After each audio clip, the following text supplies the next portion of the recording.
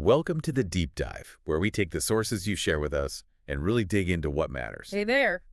So today, we're wrestling with one of Hollywood's biggest questions, really sparked by the material you sent over. Is Jack Nicholson the greatest actor of all time? It's a huge one, isn't it? A debate as enduring as his filmography, you might say. Definitely. And the notes you provided, they offer a really comprehensive look. There's a strong case for him, built on that legendary career, the roles, the presence. Right. But they also dive into the counter-arguments and just how tricky it is to even define greatness in the first place. Absolutely. And that's key, right? This isn't about us settling it definitively because, like the sources point out, you probably can't. No way. It's more about unpacking the different arguments laid out in the material, understanding why it's such a debate, and giving you the pieces to, form your own perspective. Exactly. The mission here is just making sense of the different angles presented. We're not trying to crown a winner.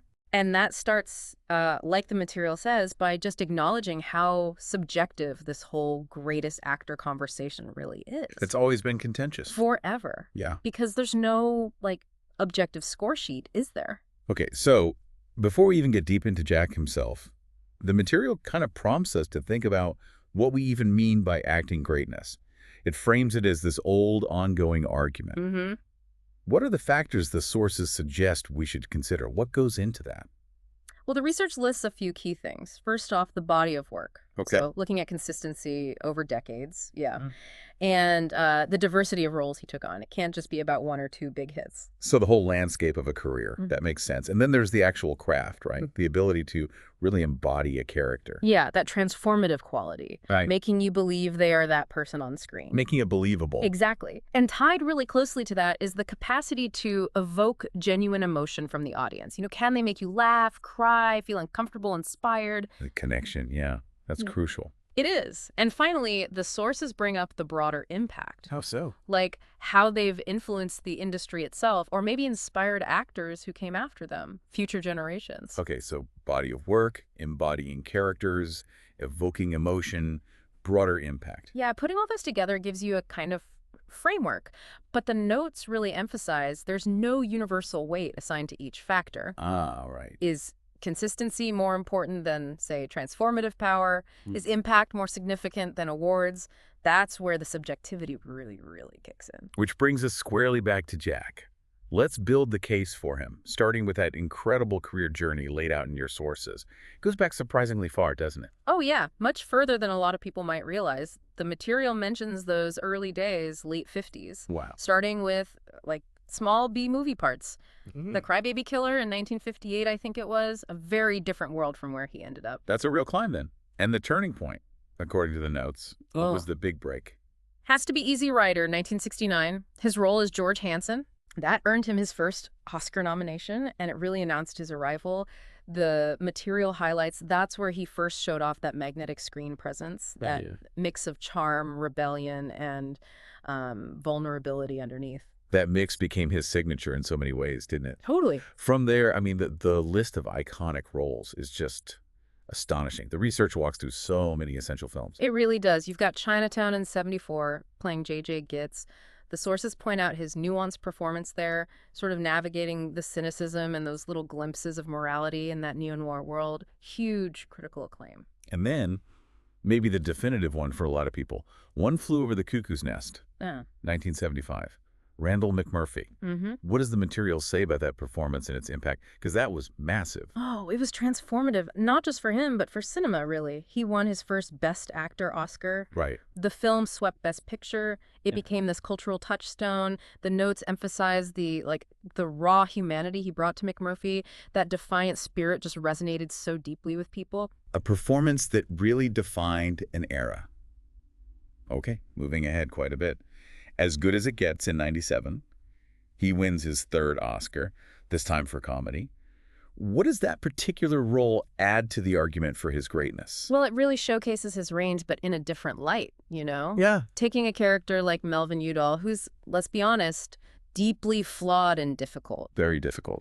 And finding both the sharp comedic timing and that thread of pathos underneath, the sources use it as proof of his ability to balance those really disparate qualities. His longevity is just remarkable. Even later in his career, films like The Departed in 2006, playing Frank Costello. Right. The material highlights how he could still just command the screen with such force, even alongside a younger generation of massive stars. Yeah, holding his own. It's a real testament to that enduring presence he had. And the sheer numbers, you can't ignore them, Yeah. though the sources do caution against focusing only on them. True. That record, 12 Oscar nominations for a male actor, 3 wins. It's an unparalleled level of recognition from the Academy, certainly over such a long period.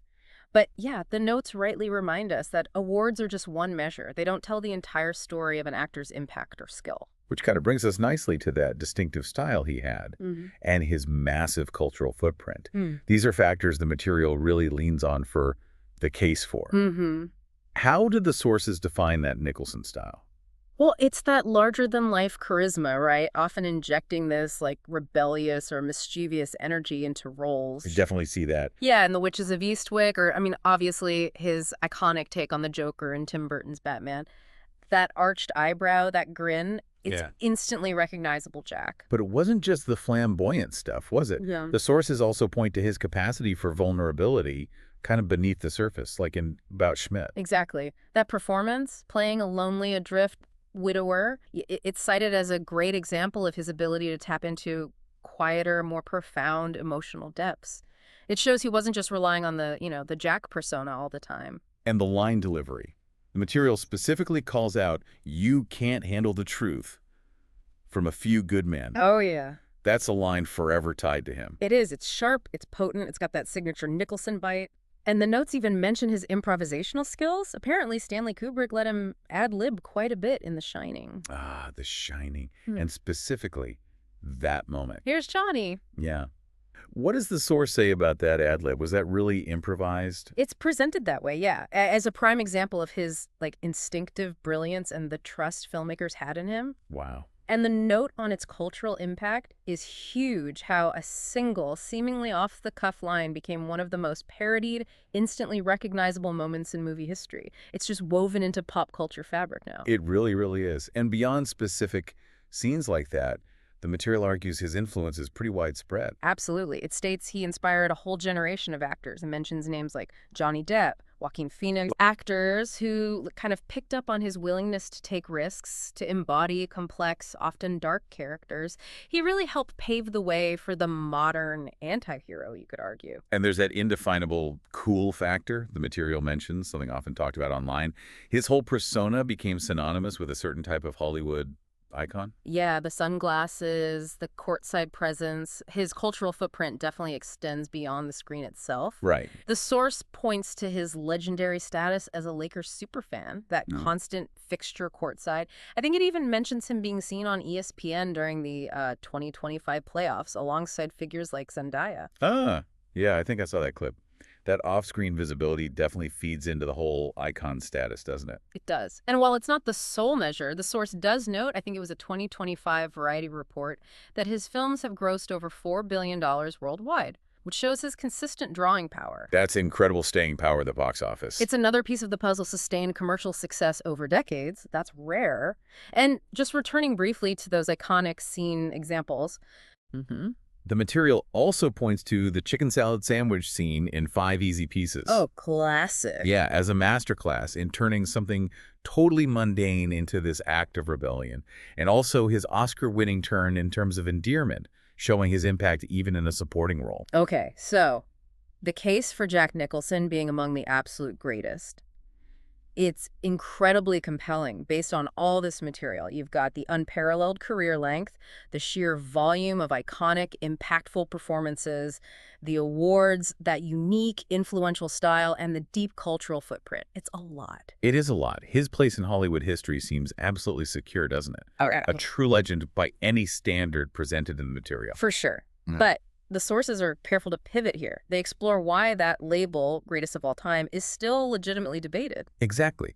The material makes it really clear this isn't a slam dunk, because fundamentally, judging art is subjective. Always comes back to that. And it introduces competitors, highlighting actors with very different approaches. Okay, who's first up?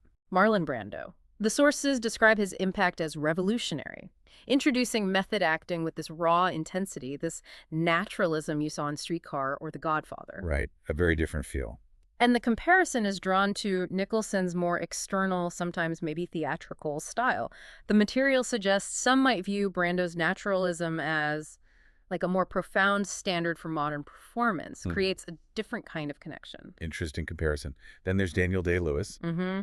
He also has 3 Best Actor Oscars, matching Nicholson's wins, but he achieved that with far fewer films and nominations overall. Yeah, much smaller filmography. And the notes highlight Day-Lewis's immersive method, really inhabiting characters, sometimes for months, becoming a complete chameleon. So the contrast they draw is with Nicholson often bringing a core of his own persona to roles. Kind of, yeah. The argument presented is that while Nicholson's approach is obviously powerful, Day-Lewis's ability to completely disappear might represent, for some observers, a greater range or maybe a different peak of the craft. A different kind of greatness. And Meryl Streep is brought into the conversation too. Specifically, her staggering 21 Oscar nominations. Dwarfing Nicholson's 12. And just sustained excellence over 5 decades. Her longevity, right at the very peak of critical recognition, far surpassing Nicholson's nomination count.